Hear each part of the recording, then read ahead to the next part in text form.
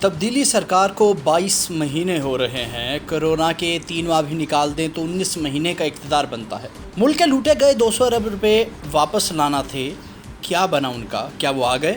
90 دنوں میں کرپشن ختم ہونا تھی، کیا ہو گئی؟ 3 مہینوں میں سب چوروں ڈاکوؤں نے جیلوں میں ہونا تھا، کیا وہ بھی چلے گئے؟ نیا صوبہ بننا تھا، کیا بن گیا؟ 50 لاکھ گھر تعمیر ہونا تھے، کیا ہو گئے؟ 1 کروڑ نوکریاں ملنا تھی، کیا مل گئیں؟ ادھر دوسری جانب پولیس، پٹواری، تھانہ کچہری اصلاحات ہونی تھیں، کچھ بھی نہیں ہوا۔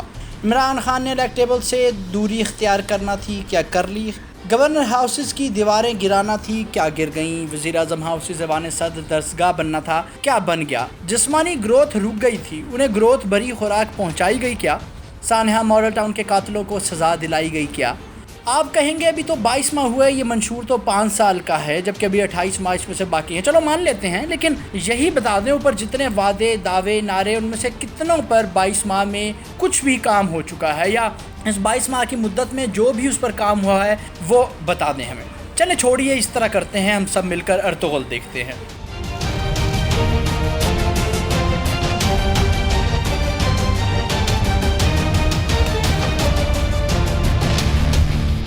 کورونا گھر گھر پہنچ چکا ہے، اتنا پھیلا ہے کہ جس کی نالائکی وزیر اعظم کورونا کے خلاف لیڈ نہ کر پا رہے ہیں، کیونکہ سب کو ساتھ لے کر نہ چل سکے، کیونکہ ایک حکمت عملی، ایک راستہ ایک ہو کر آگے بڑھا جا سکتا ہے۔ کرفیو، لاک ڈاؤن نہ صحیح، کیوں اسمارٹ لاک ڈاؤن بھی نافذ نہ ہو سکا؟ وزیر اعظم کی کابینہ غیر مؤثر ہو چکی ہے، لاہور میں قرنطینہ کیمپوں میں بغیر پیسے کی میت بھی نہیں دی جا رہی۔ 50 سے زائد ضلعوں میں ٹڈی دل نے کسانوں کی فصلوں کو تباہ کر دیا، ان کی کمر توڑ دی، جبکہ گندم، کپاس، مکئی کی فصلیں تباہ ہو چکی ہیں۔ آموں کے باغات اجڑ گئے، افریقہ سے یمن، یمن سے سعودی عرب، سعودی عرب سے عمان، عمان سے ایران، ایران سے گھوٹکی، کشمیر کے راستے پاکستان میں داخل ہونے والی ٹڈیوں نے پہلا حملہ ٹماٹر کی فصل پر کیا۔ اس ٹیکسٹائل سیکٹر کو چلاتی کپاس کی کیوں رزاق داؤد نے سپورٹ پرائس ہی نہ رکھنے دی؟ رزاق داؤد کے سامنے کپاس پر کیسے پارلیمنٹ کی متفقہ قرارداد بے اثر ہوئی؟ کیوں فخر امام کی کپاس سمری ای سی سی نے رد کر دی؟ خیر، بات ہو رہی تھی ٹڈی دل کی۔ حکومت ابھی تک اس آفت کا صحیح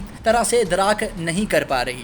روایتی سستی، نااہلی، ہاوی اسپرے چونٹی کی رفتار سے ہو رہا ہے، جبکہ کسان ڈھول، تھال، پلاسٹک کی بوتلوں سے ٹڈیاں بھگانے میں مصروف ہیں۔